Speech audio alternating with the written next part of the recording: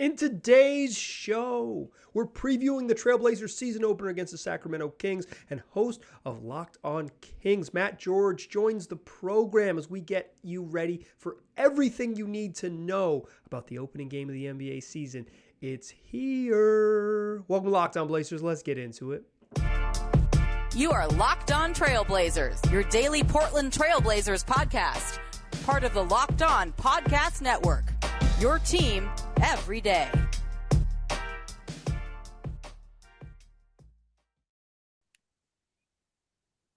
The NBA season is here. Matt George from Locked On Kings, Mike Richmond from Locked On Blazers. Kings Blazers opening up their season Wednesday night in Sacramento. Mike, both of these teams, at least when you hear the national conversation and the perspective of NBA standings and things like that, they seem to be in pretty similar tiers, pretty similar spots, but ultimately NBA season is back, even with or without the expectations. How you feeling about Blazers basketball returning?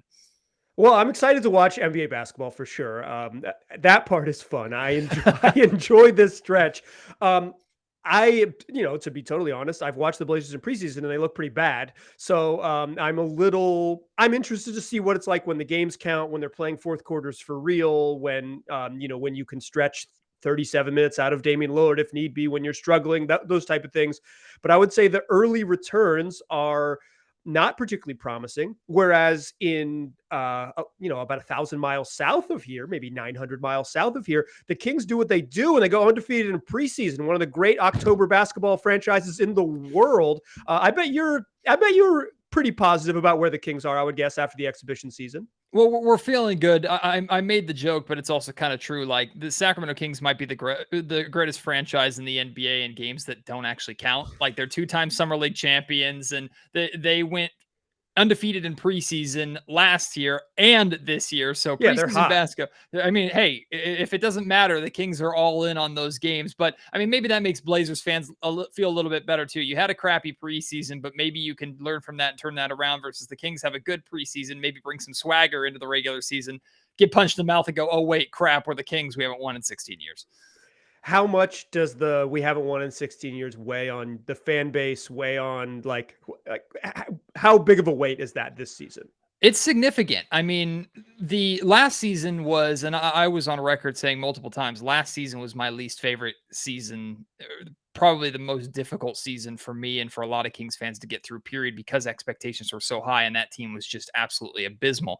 Now, expectations for this season are high as well, except the team looks significantly different.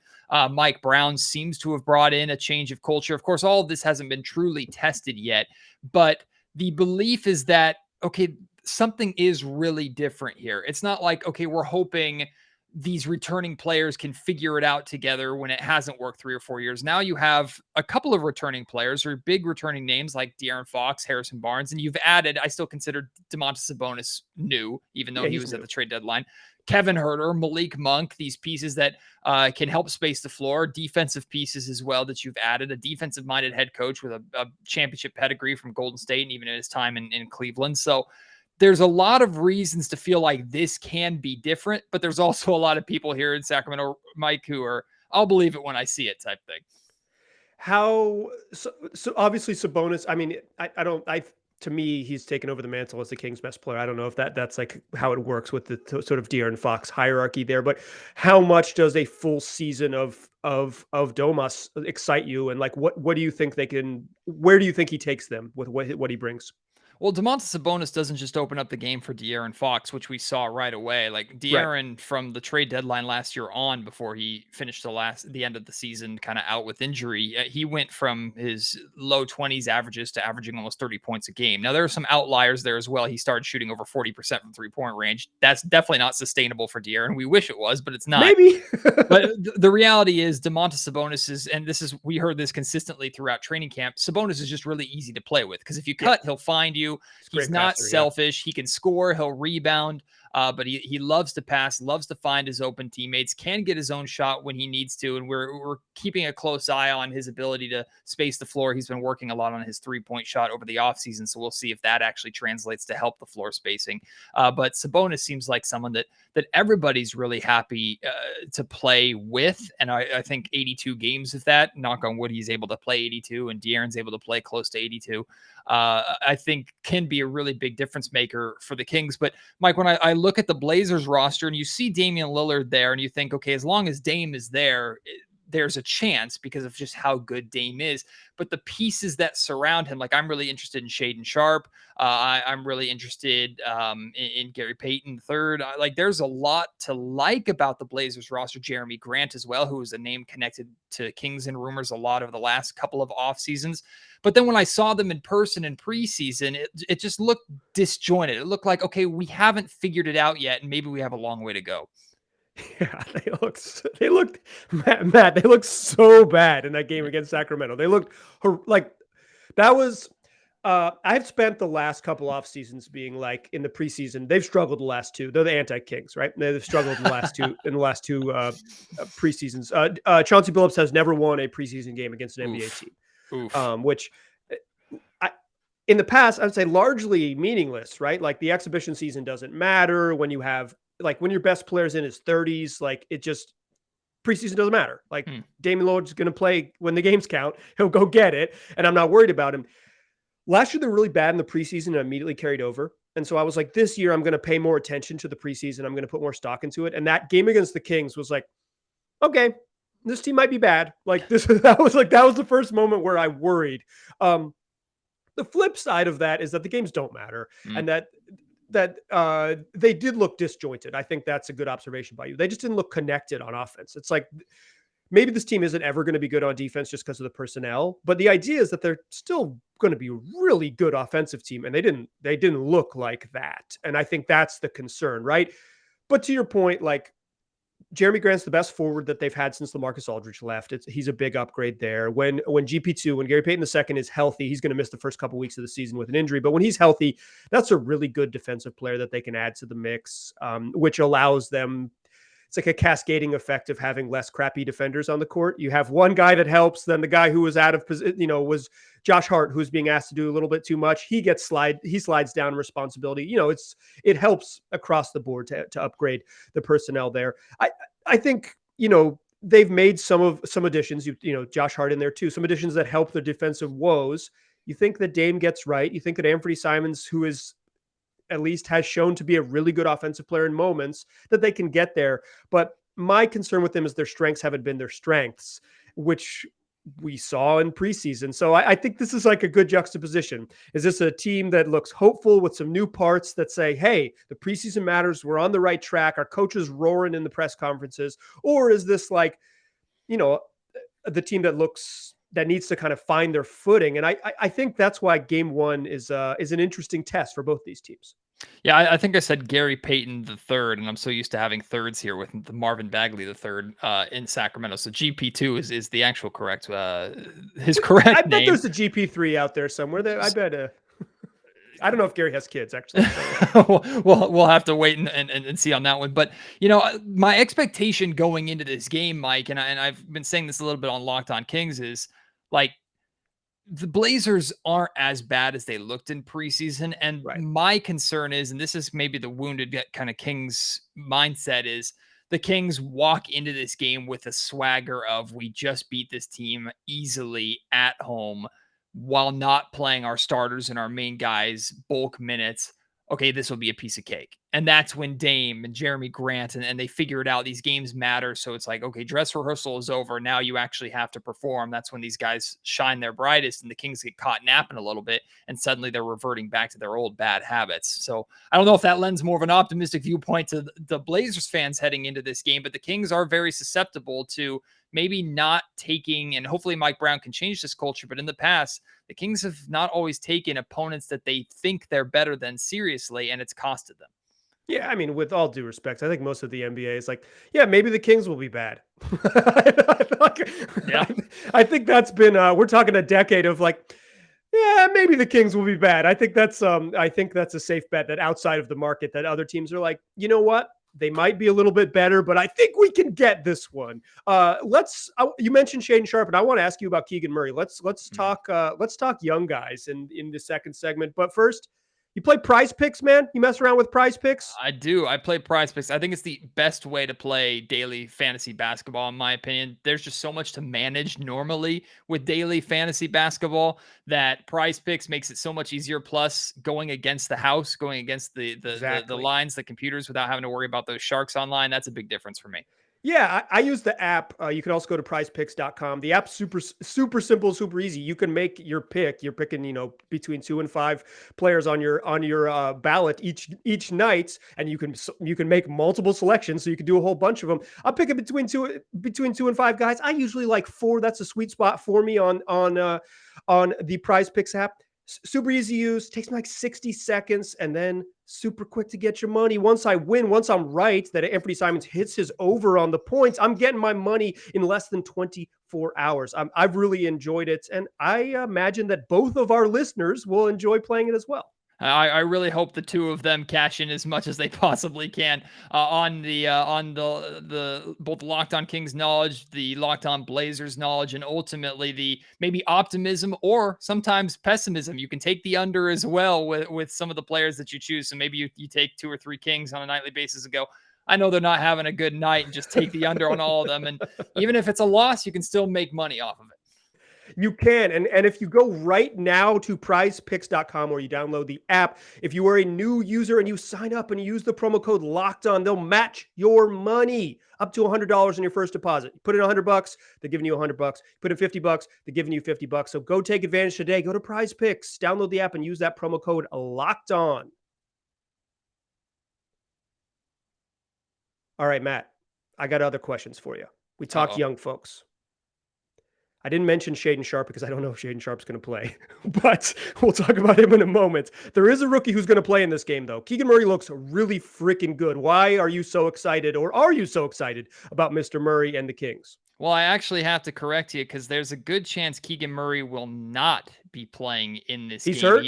He's currently in health and safety protocols. We got an update on Monday from Mike Brown that they're not trying to rush him back. There's no confirmation of him not playing or playing. But Mike also did mention that he would like for Keegan to get a practice in before he comes back with the amount of time that he's missed. So as of right now, the stars are aligning, or all signs are pointing to Keegan Murray will not be playing on Wednesday, which is a big bummer, I think, for both sets of fans with how exciting he has looked to this point. Also, there's question marks about Kevin Huerter, who's been dealing with ankle soreness, although I think he's highly more likely to play than Keegan is. But when Keegan does play, when he makes his debut, I mean, he's just really good. Like, he's just a really solid, really well put together rookie. Now, I have been high on the Keegan Murray train since the Kings, even before the Kings moved up in the draft lottery. But when they moved up to 4, I was like, okay, Keegan's in your window. The big debate in Sacramento was Keegan Murray versus Jaden Ivey. That was a big debate really around all of the NBA surrounding the draft. I was Keegan 100%. And I'm not going to say that I'm right and I told you so, because Keegan has been better than even I expected to this point. Now, he's been really, really good in games that don't officially count. So how does he play Kings in legend. games that do officially? Yeah, I mean, some people already think he's the second or third best player on the team. He might make a case for it right away. I think he could be the best shooter on the team. And he's definitely, I've put out the prediction. I'm going to stand by it. At some point this season, Mike, Keegan Murray will be the betting favorite to win Rookie of the Year. I mean, for Rookie of the Year stuff, there's minutes for him. Dude can score at all 3 levels.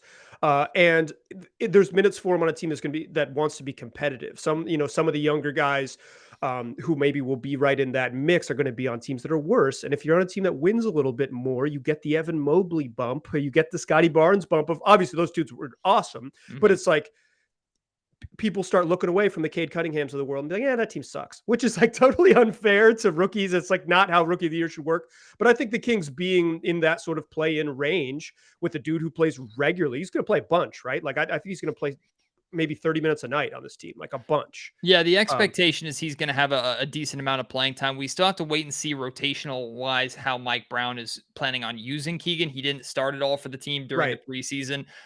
It was a unpopular decision in my opinion, but some Kings fans really rallied around Mike Brown's decision to start KZ Okpala more for defensive reasons. You saw KZ Okpala guarding Damian Lillard to open up that preseason game. So I get the defensive benefits. I don't think Mike's going to be able to keep Keegan Murray out of the starting lineup for long. And even if he doesn't start, he will be on the floor to close games, in my opinion. And yeah, he's going to be a I have to play him 30 minutes a night player because he's just so damn efficient.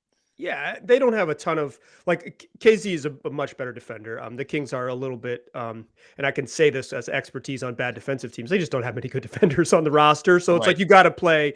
You kind of got to play Davion and KZ and see what like at least a little bit to get positive defensive contributions somewhere up and down somewhere on there on the team. But like, yeah, I think Keegan just has to play because he's so good, and it's like. Harrison Barnes is a just really solid vet. He's a dude who gets it done. But if you're sort of choosing for like the long-term health of the franchise, squeezing a handful of minutes from HB so Keegan Murray can play, or playing the two next to them at the both forward spots, totally reasonable. I think you'll see it a bunch. I think Harrison Barnes can play 3 a little bit on most nights. Like I think he can guard not every 3 in the league, but I think it's fine. Even though if he's more power forwardy at this stage of his career.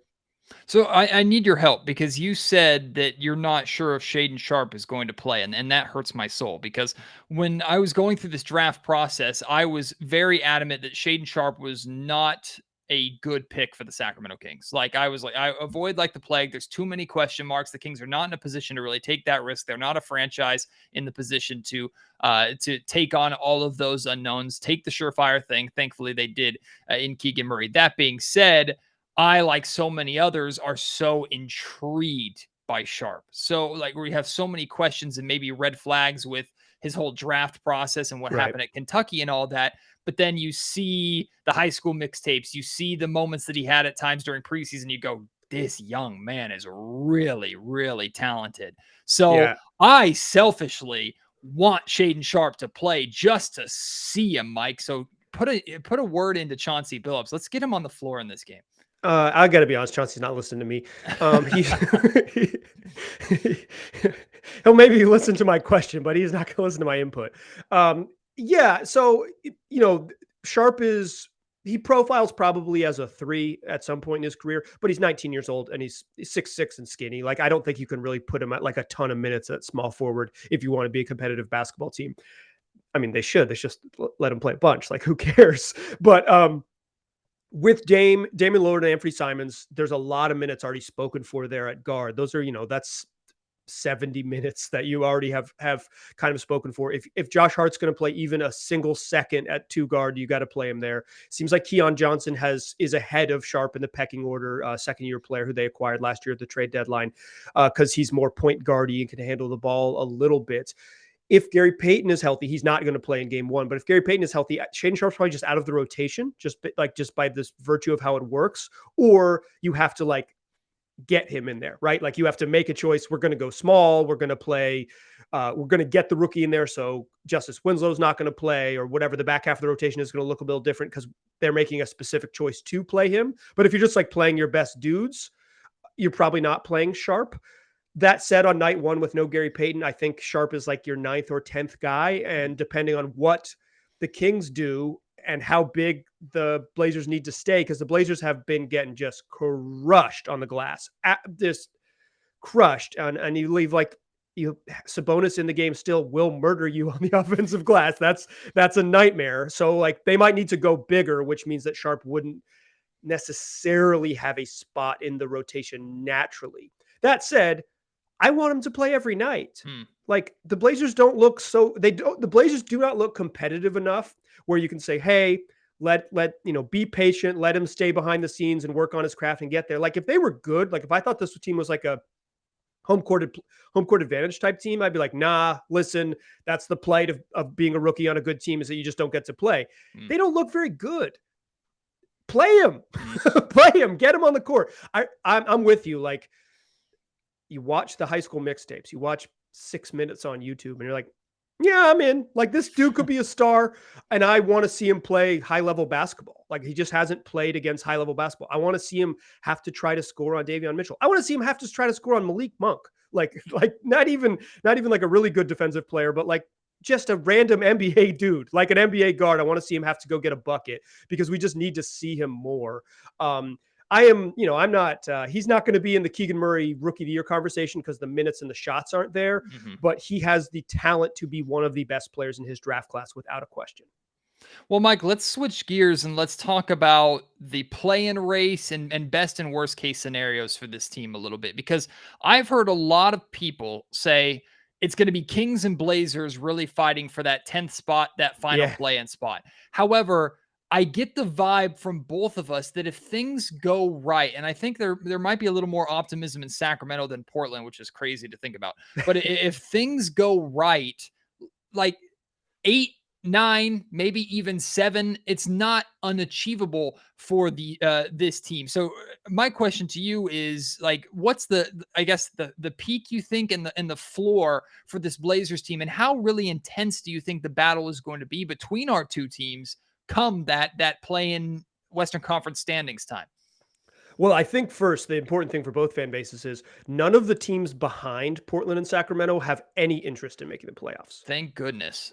Yeah, like at some point, Utah is going to have to like convince a bunch of veterans to go home or send Mhm. them to other places. Their team is too good for what they want to do right now. They have too many good adults. They're going to have to get rid of the grown folks and bail. Poor Mike San Conley. Antonio doesn't want to win. Houston doesn't want to win. OKC doesn't want to win. Those teams are out of it. So you're really talking 10 teams in the West, 10 teams plus Utah in the West.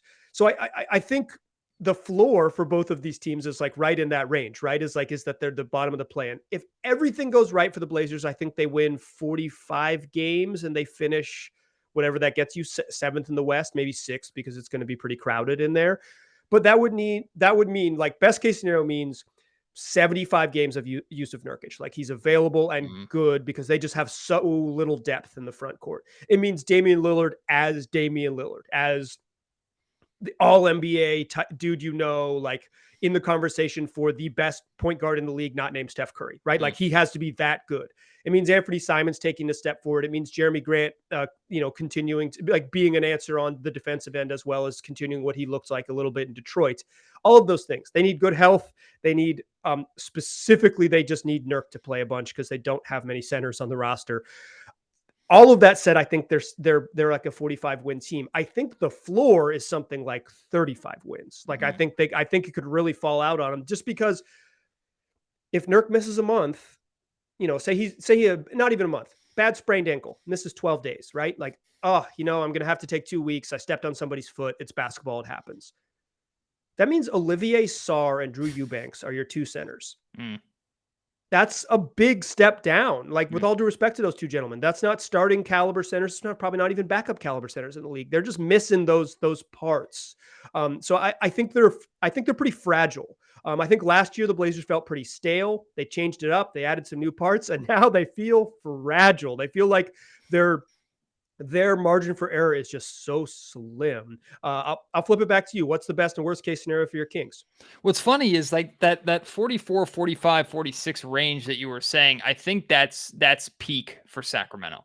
And I look at this roster and I'm like, okay, it's not hard to believe that they could achieve that, but because Kings are on the front of their jersey or Sac is on the front of their jersey, you just don't expect it because they haven't been able to do it.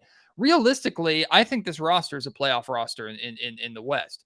That doesn't mean anything because you actually have to play the games and there's a culture and a history that regardless of how long you've been in Sacramento, for some reason, a lot of players come to Sacramento and just can't figure it out. Like the concern is there's been so many players like Marco Bellinelli comes to mind. Great shooter in San Antonio, comes to Sacramento, forgets how to shoot. So please God, let Malik Monk and Kevin Huerter find a way to break that curse.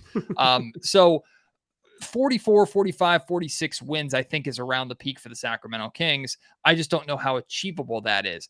I don't even want to think about the floor because the reality is, like, if the King, there is no really where did the Kings go from here. If it doesn't work, it fails horribly. then you're at the point where it's just like, I got to literally blow everything up. At that point, we're Right. talking about, okay, like the De'Aaron Fox era is over. I was going to ask that. And Yeah. it's not because you blame De'Aaron necessarily, although there's a lot of attention on him because he doesn't have as many excuses as the guys he's playing next to. Like, and I think De'Aaron's going to rise to the occasion. To be honest with you, I think if De'Aaron played in most other markets, he'd be talked about way more than he is in Sacramento because he's extremely skilled, and I think he's really going to get the opportunity to show it this year.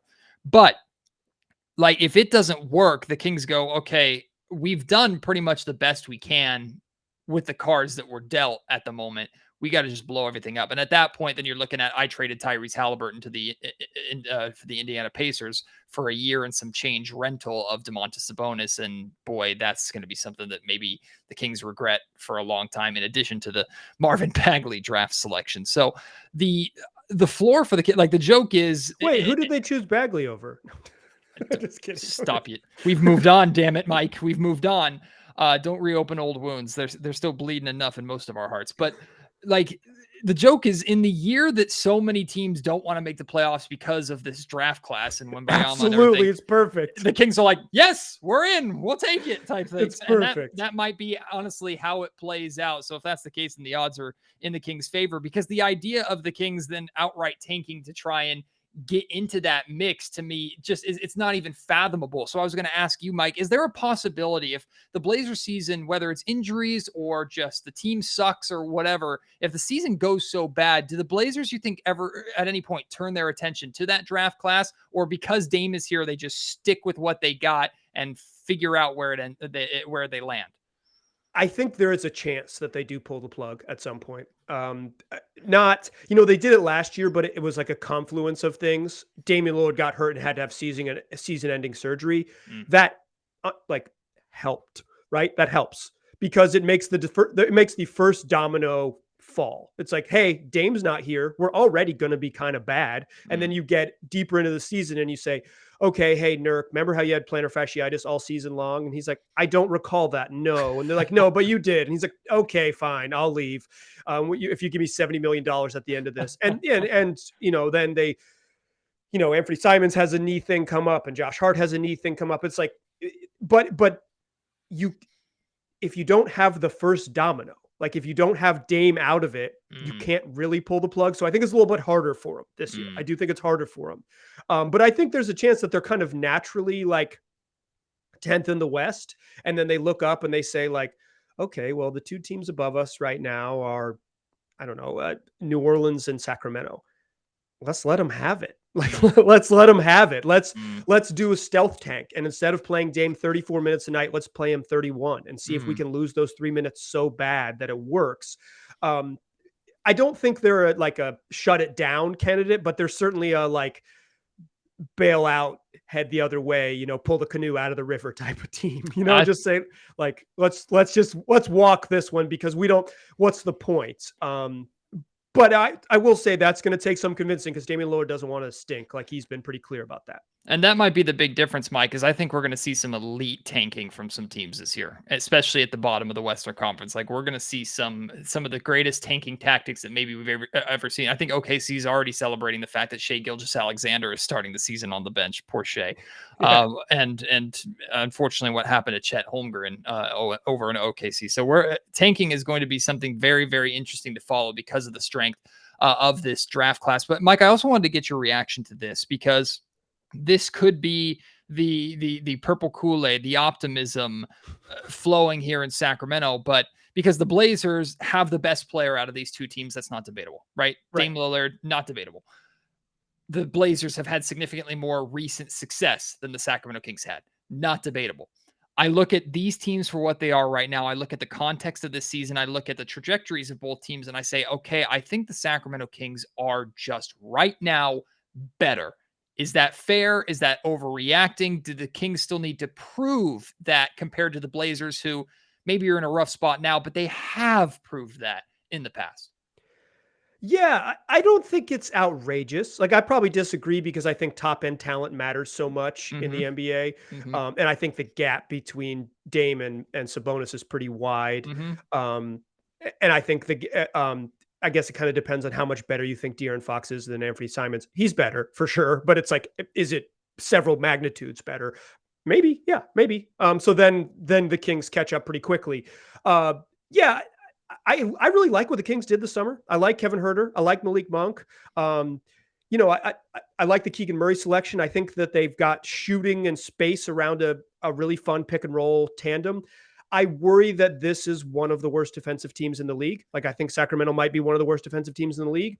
Guess what? The Blazers are one of the worst defensive teams in the league, baby. So yeah, exactly. So I think they're relatively similar in that regard in terms of their weaknesses. And because of the Blazers' top end talent, I think I would say they're a little better. That said, the BetOnline.net odds, the good folks at BetOnline, got the Kings as a 1.5 point favorite heading into this game. And I, dear listeners, I would take the Kings of the points, baby. I think I think just based on what we've seen from these two teams early on, that the Kings likely should be favored.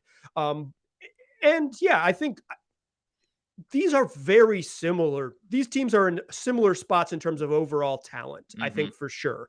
I like that we both lean with the teams that we cover. That's a perfect little bow on this one. It's like, no, I think the Blazers are better. Well, I think the Kings are better. But yeah, I think these teams are really even, and I think they're going to be really even in the same range all year long. Well, I'm really excited for opening night, not just for the optimism surrounding the season, not just the fact that it's a home game, because Kings and Blazers opened last season in Portland. Kings ended up winning that game. Not that it mattered much, because soon after the Kings fell into an ultimate downward spiral that never really ended. So hopefully it'll be different for the Kings this year. I think the Blazers there are a lot of people that are counting out the Blazers, and maybe rightfully so. Time will tell, but I'm also very intrigued. A lot of it has to do with Shaden Sharp. And I'm such a huge Damian Lillard fan. I'm concerned basically for this game. If the Kings can find a way to put the game away before Dame time can actually happen, then I think Sacramento's in good shape. Because even if it's Damian Lillard and 4 other scrubs on the court with him, which of course that's not the Blazers roster, but I'm using that as an extreme example.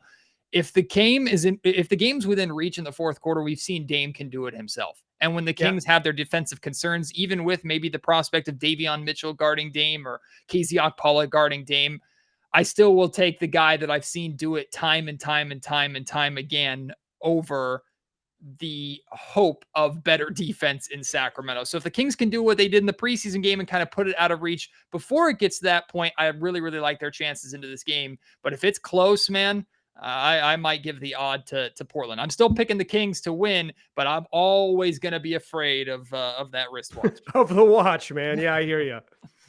Well, Mike, appreciate you, my friend. This was a lot of fun. We'll have to do this again at some point during the season, because I have a feeling that once we get close, once the standings start to shake out a little bit, we might be looking at every Kings and Blazers matchup as a mini playoff for positioning. These are play-in pals. Do you want to host the 9-10 game, or do you want to be on the road for the 9-10 game? Well, tune in to Locked On Blazers and Locked On Kings to find out who's going to be 9, who's going to be 10. For mediocrity, we'll do it together.